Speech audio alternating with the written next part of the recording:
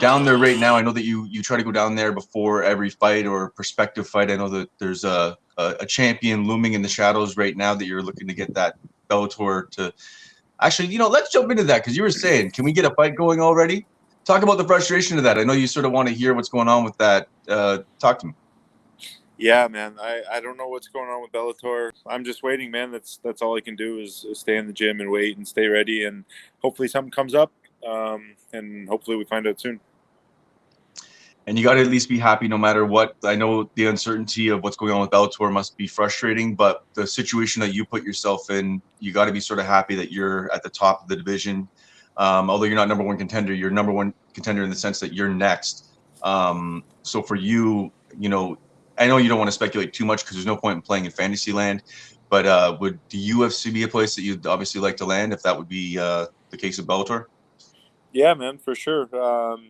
Any of the big promotions, whether it's PFL or UFC or even ONE FC or Bellator, if they're staying around, man, I want to be in one of the big promotions and fighting on a big stage. That's all that matters to me.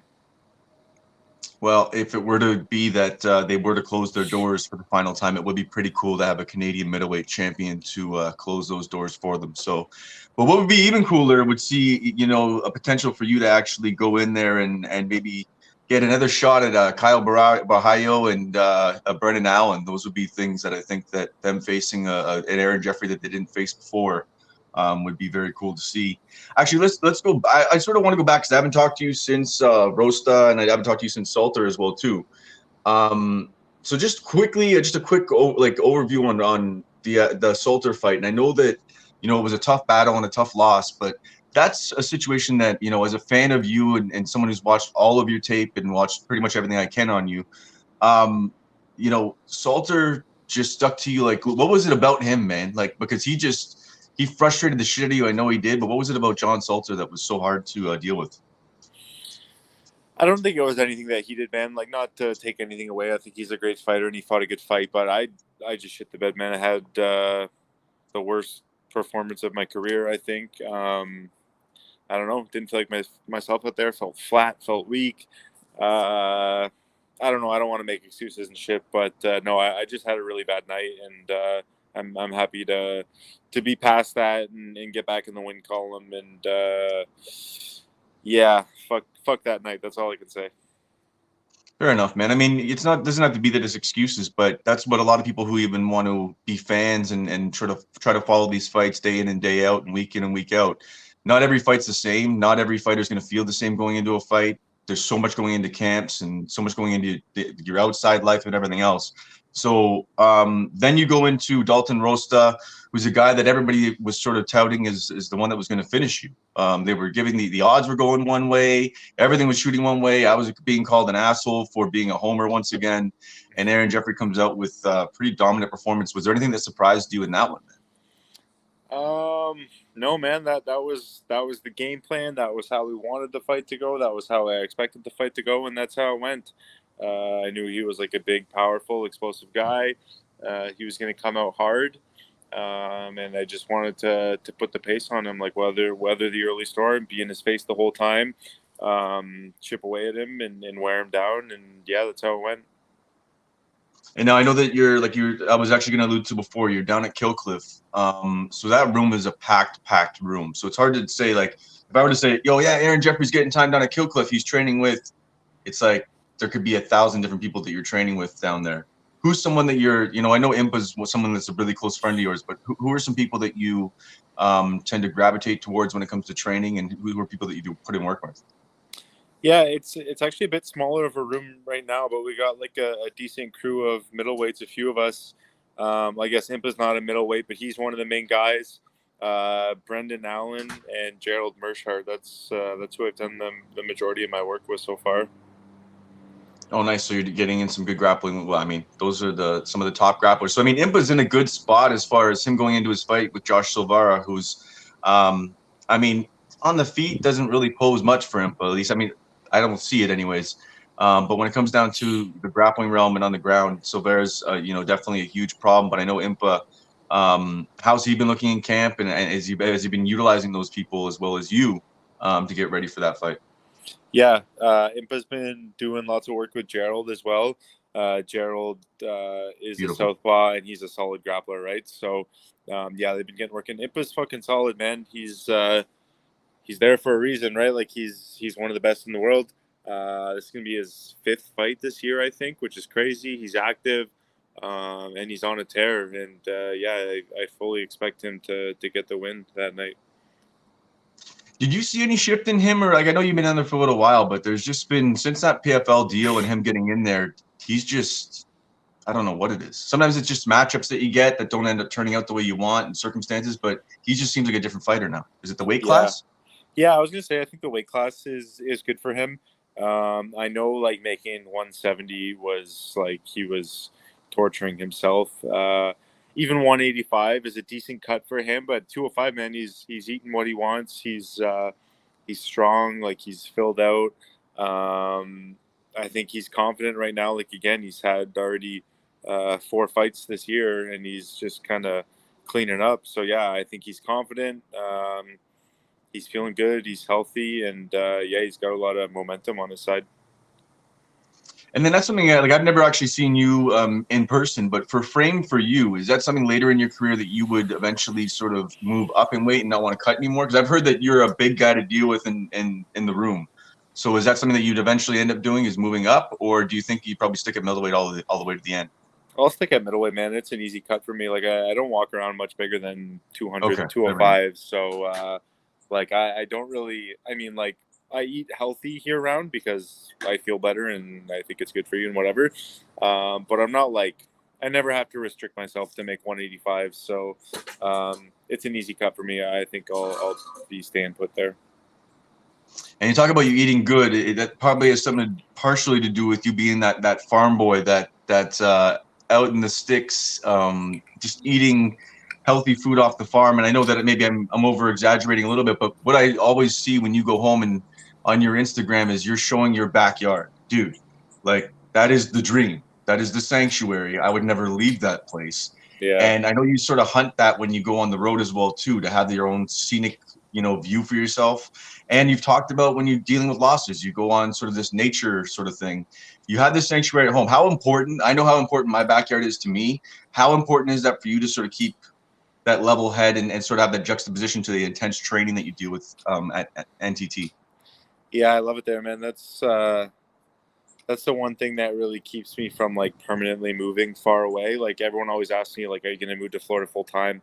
And I don't think I can just because, well, my mom is there obviously, and we have a good relationship. But yeah, the farm, man, I love going back to the farm and just kind of like decompressing there. It's very nice. I wasn't sure if I was being ignorant or not because I didn't know if it was a full-on farm or anything. But yeah, no, farm boy is going to eat healthy and enjoy nature. So, and then whoop your ass in the cage. But right now, we're looking at Johnny Eblen, and I know that that's sort of up in the air right now. But that fight is sort of been spoken out of his mouth as the next fight to go. He sort of talked shit, but then sort of walked it back because he doesn't really have a reason to talk too much shit. I think it's gonna be more of a fight of respect. But what do you see about John Yevlin that entices you? And even obviously you don't want to let too much out there, but sort of not sparks fear, but sparks interest for you to step up to that highest level of who you are.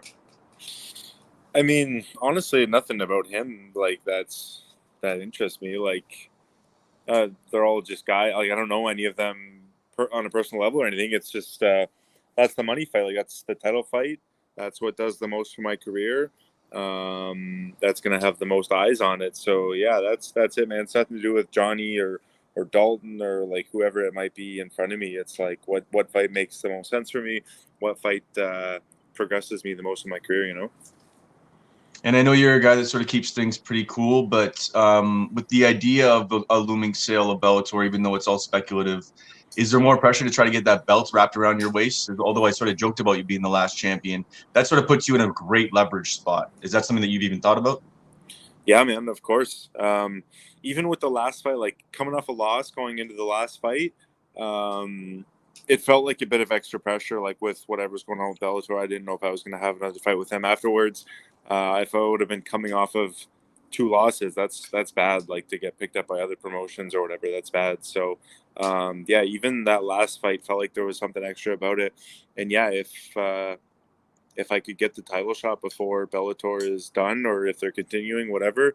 Yeah, obviously, again, it's what does the most for my career. So, yeah, that'll be great. And then I know that UFC Vancouver is in the background for your teammates, and everybody had went on it was a big, crazy night for Canada. Everybody was elated and excited and happy. Jasmine riding a high, busting her ass in training camps, just, surprising everybody, breaking the dog odds and putting everybody on notice nonstop. Goes into her last fight. What a war. And I don't know. I'm pretty sure it was out there that she had cracked her orbital bone in that first round. At least that's the information that I got from Coach Prickett. Mm-hmm. She pushes through like a badass. And what a war! And I'm sure it was pretty a hard loss to take for her. As a teammate, what do you do in that stance? I know that you probably did talk to her a little bit. What were some of the words that you were able to say to her to talk to her about dealing with that loss? Yeah, Jazz is super chill, man. Like, she's not the type of girl to like be depressed and staying in a room and not going out and like beating herself up about it. Like, obviously she was upset, but she's back in the gym the week after, like shooting the shit and fucking around and having fun. Like, she's level headed, so she didn't need me to say much to her to make her feel better. And fair, no, I mean I think that's part of the reason why the fan base does gravitate towards her. It's her sort of her personality in there. She's happy-go-lucky, and then once again, it's that juxtaposition goes in there and just murders people. So awesome to see. Now, for you down there, is there been anybody that you've been training with that you haven't actually had looks at down at Killcliff that you're starting to get looks or train with that you haven't seen in the room before? Good question. Not me specifically, but he was only here for one day. Now that I think of it, but Raul Rosas was here one day last week. He was training with some of the smaller guys, but actually only saw him the one day. I haven't seen him since, but that was kind of cool to see him in the room. And does he is that for the cameras, or does he sort of exude that personality when he walks into the room? Well, it was like we were both training at the same time, so I didn't see a whole lot, but we did like a first to 3 takedowns at the end, wrestling practice. We grab one person and you just go until 3 takedowns happen for other guy. And he was going with one of the other smaller guys, and they were the last 2 left that hadn't scored the 3rd takedown. And they went for like an extra probably 10 or 15 minutes after practice with everyone watching and screaming and like getting hyped. So that's cool. That was pretty cool, man. So yeah, I think he's about it for sure. And then, did you just get back from Killcliff, literally, and jumped on here with me? I've been home for maybe an hour. Have you eaten yet? Yeah. Okay, I want to make sure I'm not holding up the eating, because that would be BS. No, I would never schedule an interview if it was during my eating time. Don't worry about that. Yeah, that would be wouldn't make any sense. The last thing I would leave you on, brother, that I want to actually ask you about that I didn't talk to you about is a former sparring partner of yours, someone that you bled with, maybe took some shots from, because he tends to like to try to beat up on his sparring partners. Now has a belt around his waist, and I remember talking to my Chad about how could Strickland possibly do this? How could he actually beat Adesanya? And the only thing that I could think of was if he pressures forward and Adesanya doesn't have time to sort of stop him with the feints, stop him with all that stuff he does to freeze people up, Sean doesn't bite on it and just keeps going forward and doesn't get caught, this could get real greasy. Mm-hmm. And then I watched your post interview on Niagara Top Team about Sean as well too. Just talk about the emotion of that. Not only as someone who knows him, also as being a fighter, seeing someone who isn't expected to win, someone who isn't expected to be the guy, go in there against someone who's viewed like the high school quarterback or the epitome of the game, that person in Adesanya, and he goes in and just blue collars it. How was it to watch that? Yeah, man, it was sick. Honestly, I know he's good enough to be champ. I've been saying that for a while, like since the first time I met him. Like, I knew he was a phenomenal fighter, but stylistically, I didn't think that was the best fight for him. I thought like Izzy could kind of keep him at distance and like pick him apart and maybe win a boring decision. And then obviously like he drops him in the first round, and you kind of see the momentum going Strickland's way, and it was crazy, man. I'm sure a lot of people felt the same way I did, like to just kind of see it like snowballing and Strickland like continue to win rounds was crazy. And seeing the emotion on him and stuff after it was cool, man. Like I haven't seen the guy in 2 years. We don't really talk that much anymore. Once in a while we shoot the shit, but no, I got a little bit emotional, man. It was very cool to see that. Like he's one of the hardest workers in the room. He's been through some shit. So yeah, it was a special moment for sure. Yeah, I'm sure even if you haven't seen him or talked to him in 2 years, I mean, you guys spent many hours training, and I think you talked about it in the past. Getting in there and sparring with him is a bond. I would imagine that most of us wouldn't understand. So for yourself, I know that we're sort of waiting, and are you going to be back soon to get back to Niagara Top Team? Or are you going to be down there at Killcliff until you get some news? I don't really have any set plans, but it's getting cold back home from what I hear, so I'm not in any rush to get back, man. Fair enough. And I mean, if Bellator can come to you with Bellator, can you please come to the man with some kind of news? So they come to you with news, and you can start setting up that sort of part of your camp down there, I guess, eh? Yeah, I'm doing the same shit whether I'm here or at home. I'm just training and chilling. Otherwise, like my life doesn't change a whole lot. So whether I'm here or there, it's all the same. Like I said, just staying ready and staying in shape in case something comes up. I'm flying back home next weekend to corner Kevin at the Unified Fights. Nice. Yeah, so I'm flying into Ottawa and staying there for a couple days and then come back down to Florida for a bit. Happy birthday, Kevin Popovic. Yeah. Then, okay, so for yourself, you're going to be coming back to corner, and then obviously it's going to be pretty exciting. It looks like UFC Toronto is a go in January, so I imagine that you will be a part of that in some way, shape, or form.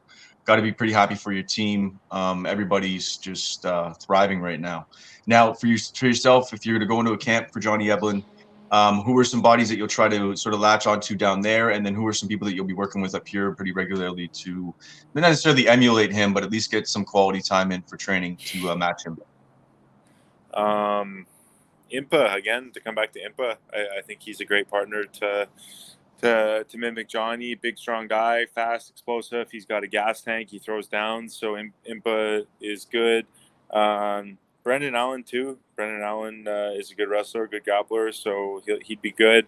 And then just same guys at home, man. Like I don't have a million big guys at home to work with, so I just have like the usual crew. Zach Powell helped me out a lot for the last one, mimicking Dalton Rasta. I think Powell can be a good Johnny Eblin too. Again, he can wrestle, he can throw down too. Obviously, Mike Malott back home, like one of my best training partners, sparring partners. He's solid.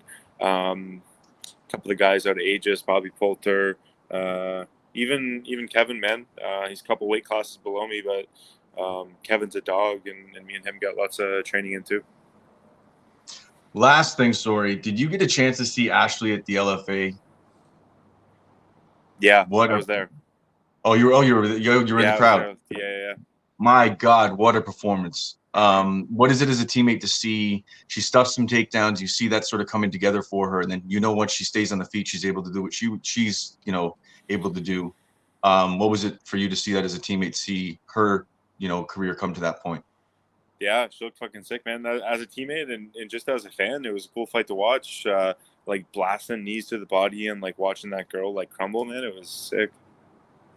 Yeah, what was it, like 34? Was it knees or was it? Yeah.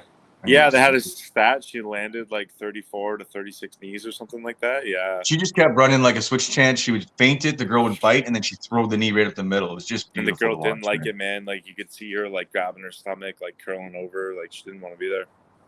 Yeah, and it was just good for her to be able to even be challenged on the takedowns too, stuff those takedowns, and the work that's going on in camp, being able to play out in the cage. And sure. Someone who's so mild-mannered and seems at least timid in the talk that I've had, then she comes out and pretty much drops the mic, calls her spot, and says, okay, enough of this, regional scene. She wants to get out and call her shot. So, yeah. But I don't want to hold off on you any longer, man. I want you to go enjoy the scenes down there. I know you trained hard today.